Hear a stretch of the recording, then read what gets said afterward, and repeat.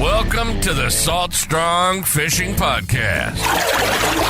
Salt Strong has been helping saltwater anglers catch more fish in less time for 10 years and is now the largest and most trusted saltwater fishing community in America. If you want to catch more saltwater fish, then keep listening. If you want to speed up your fish catching results even faster, then join the private insider community at saltstrong.com. Here's your host, Joe Simons. Like diamonds. Is religion wrong? Hey everybody, Joe Simons, like diamonds, back again with Salt Strong Church. This is going to be a fun one. It's a timely one. There's just a lot of pain, suffering, hate going on in the world. The last podcast, I talked about this war of good versus evil and just the things that we're all witnessing, both in the news and politics and online, etc. It's tough to make sense of it sometimes. And there have been so many instances here recently where I've seen even close friends and people that I truly do love have said some just hateful and hurtful things, not about me per se, but just about, the things that are going on in this world. And you can obviously fill in the gaps there. But just, crazy, hateful stuff. And I keep seeing the word religion being brought into this, and that, it's, the conservative Christians are the problem and it's their religion. And I remember I was on a podcast, not this one, someone else had interviewed me for a kind of a business Christian podcast. And they asked that question like, hey, are you religious or spiritual? It's like spiritual. It's like religion is, to me, almost like a dirty word in some instances. And obviously that means a lot of different things to a lot of people. There's all kinds of religions. To me, I still don't understand why there are so many. It's crazy, even within Christianity, we have all these different ones, from Catholic and Episcopalian and Protestant and Baptist. It just keeps going on and on. You could have, Southern Baptist, and it literally has so many different little, kind of rabbit holes to go down. They all, kind of believe something slightly different, even though we're all, kind of following the same person, if you will.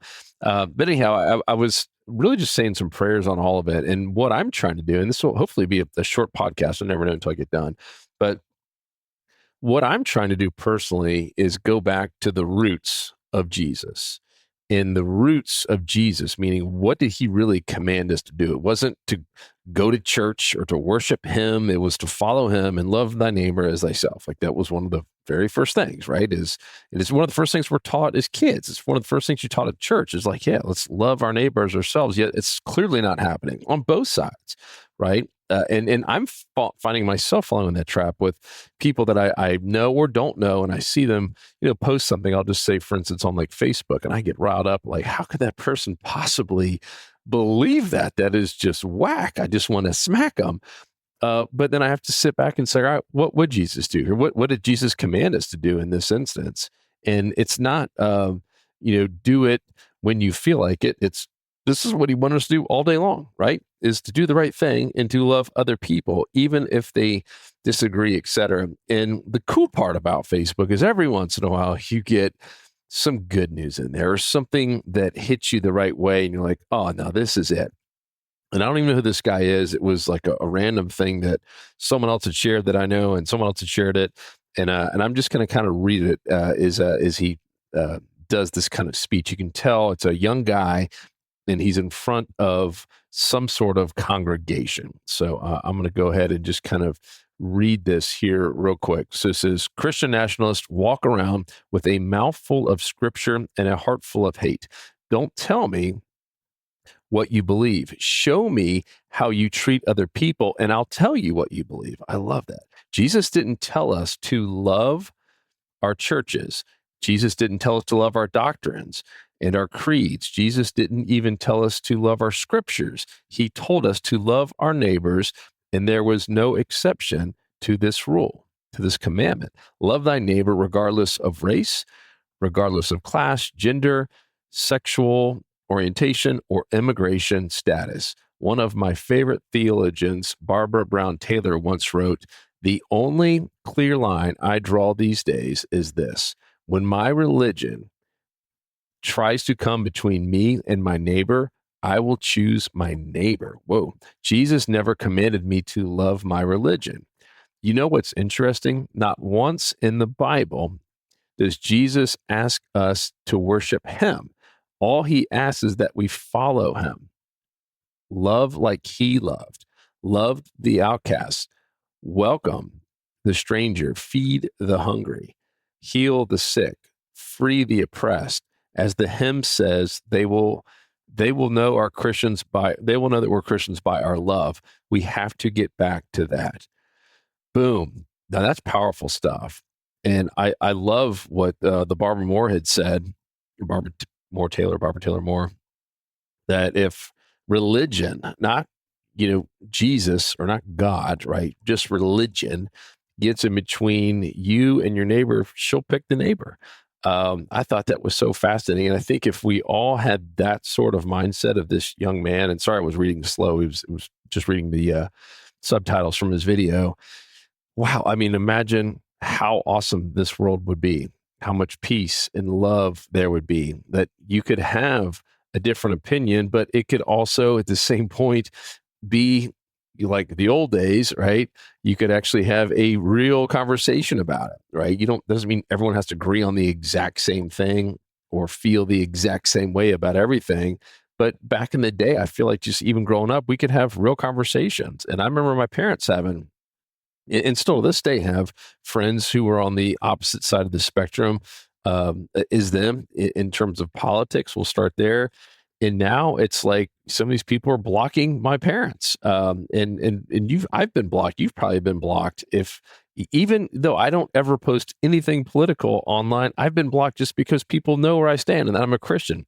I think it's crazy, but you know what? I'm going to go back to what that video says. And what Jesus asked us to do is love thy neighbor. I'm going to pray over that person instead of talking trash behind their back. And I think that's what's happened, is because it's almost become the norm just to also be negative and also to talk trash, just because that's what everyone else does. It feels like very few people are actually going out of their way to loving that neighbor, even when that neighbor disagrees with them, even when that neighbor might be talking smack online about God, Jesus, politics, whatever it is.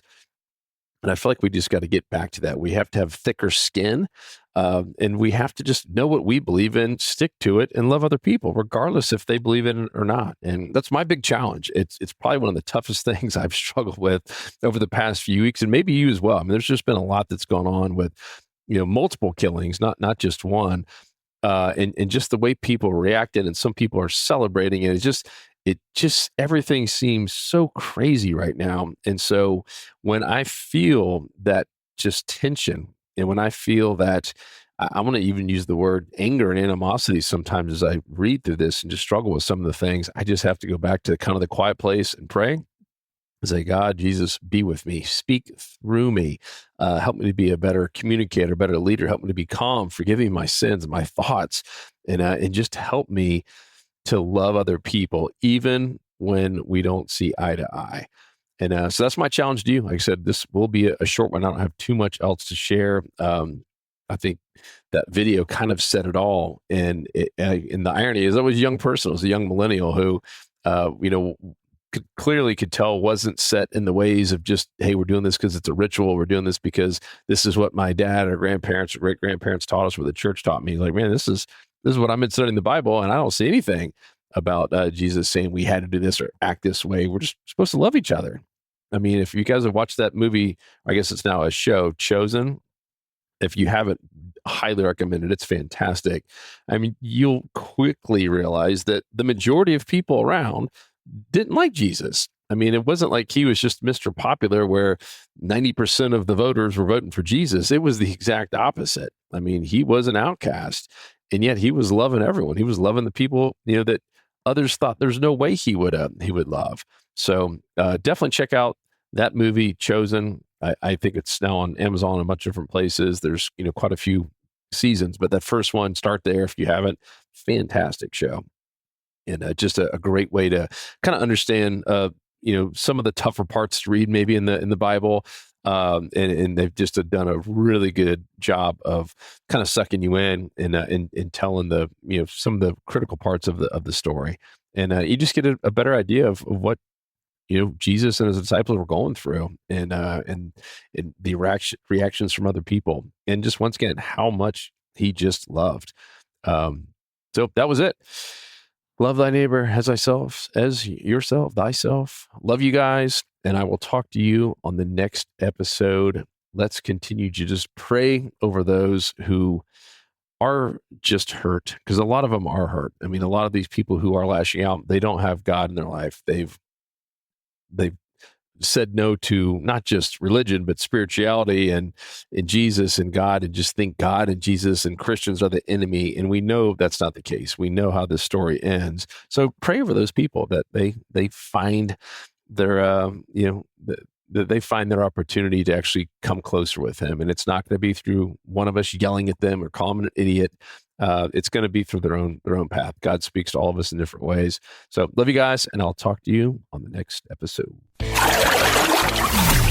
Want more fishing tips, shortcuts, and tools so you can catch more fish per trip? Then head over to saltstrong.com now and join the movement. Tight lines, and thanks for listening.